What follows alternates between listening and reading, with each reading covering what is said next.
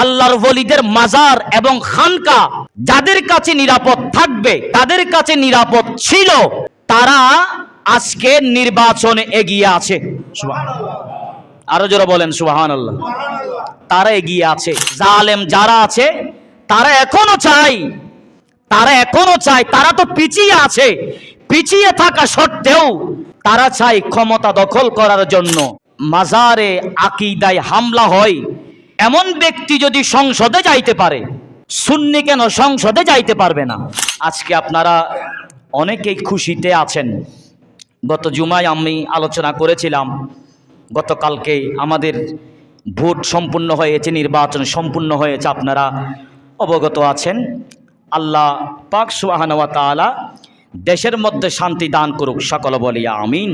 আপনারা আমরা একটা জিনিস, আজকে আমি আপনাদেরকে একটা কথা বলি, কোন বাতিল কথা বুঝবেন, কোন বাতিল বদমাযহাবী আহলে সুন্নাত ওয়াল জামাতের ঈমানের লেবাস নিয়ে, ইসলামের মুখোশ নিয়ে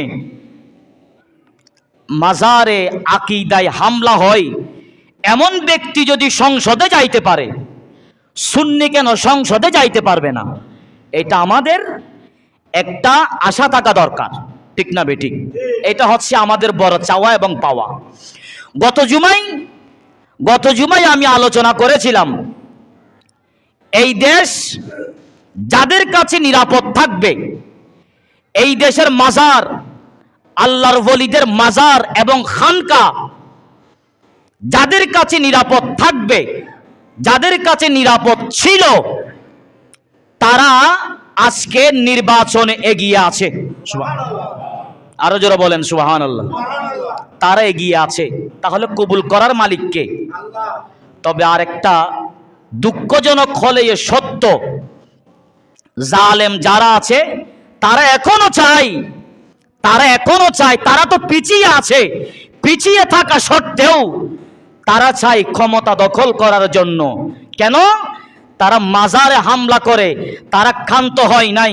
তাদের উদ্দেশ্য হচ্ছে শাহজালাল ইয়ামানী রহমতুল্লাহ আলাইহির মাজার, তাদের উদ্দেশ্য হচ্ছে মাইজভান্ডার দরবার শরীফ, তাদের উদ্দেশ্য হচ্ছে আল্লাহর ওলির মাজার।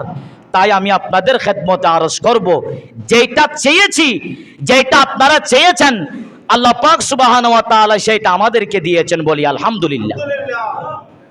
দোয়া করবেন, আরো দোয়া করবেন, আল্লাহ জালেমের জুলুম থেকে আমাদের খানকা, আল্লাহর ওলির মাজার, সুন্নি আলেম ওলামারা তারা যেন নিরাপদ থাকে তৌফিক দান করুক, বলি আমিন। এখানে আরেকটা কথা আমি বলতে চাই আপনাদেরকে, যে আমি নির্বাচন নিয়ে রাজনীতির কোনো আলোচনা আমি কোনোদিন করিও নাই, আজকে ফার্স্ট কিছু কয়েকটা কথা বলছি। এটা বলাটা একজন খতিব হিসেবে দায়িত্ব, কেউ আবার মাইন্ড করবেন না।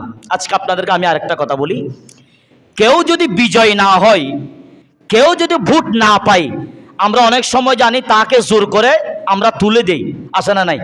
আছে। কিন্তু বড় আশ্চর্য, বড় আজীব, আমাদের চট্টগ্রামের হযরত মাওলানা হাসান আজহারি, সৈয়দ হাসান আল আজহারি মাদ্দাজিল্লাহুল আলী, এদিকে আমাদের চট্টগ্রামের বাইরের গিয়াসউদ্দিন আত-তাহিরি মাদ্দাজিল্লাহুল আলী, তারা বিপুল ভোটে জয় হয়েছে, তারা ভালো রেজাল্ট করেছে, তাদেরকে মানুষ চায়, তারা মহব্বত করে। বিজয় হওয়ার পরেও নাম ঘোষণা করছে না কেন? এটা আমাদের দুর্বলতা নয়, এটা আমাদের দুর্বলতা নয়। তাহলে এখানে বুঝতে হবে, আমরা মনে করেছি 5ই আগস্টের পরে, 5ই আগস্টের পরে মনে করেছি আমরা এলাকা থেকে, সমাজ থেকে, দেশ থেকে জালেম দূর হয়ে গেছে। জালেম এখনো দূর হয় নাই, মাজারে হামলা করার জন্য এখনো প্রস্তুত আছেন, ঠিক না বেঠিক? তাহলে যারা নির্বাচিত হয়েছেন, দল যারা নির্বাচিত হয়েছেন, তাদেরকে আপনারা শক্তিশালী করবেন, যেন আগামীতে আমাদের জন্য আরো খারাপ দিন আসতেছে কিনা?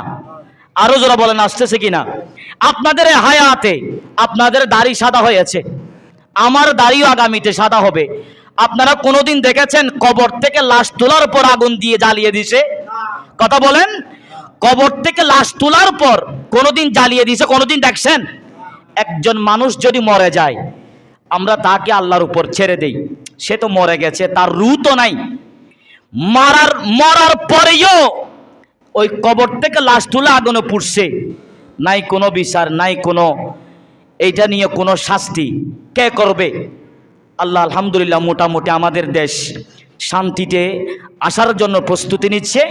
আপনারাও দোয়া করবেন, যারা নির্বাচিত, যারা নির্বাচনে এগিয়ে আছে তাদের সাথে আপনারা থাকবেন, ওয়াফাদার হিসেবে থাকবেন, যেন আহলে সুন্নাত ওয়াল জামাতের প্রতি যেন কোনো আঘাত না আসে, আল্লাহর ওলিদের মাজারে খানেকায় যেন কোনো আঘাত না আসে। আল্লাহ পাক সুবহানাহু ওয়া তাআলা আমাদের বুঝার তৌফিক দান করুক, সকলে বলি আমিন। আমাদের চট্টগ্রামের জশ্নে জুলুসে লক্ষ লক্ষ মানুষ হয় না? কথা বলেন, লক্ষ লক্ষ মানুষ হয় না? তো লক্ষ লক্ষ মানুষ হয়, অথচ নির্বাচনেও আমরা চাইলে সেদিকে নিতে পারি।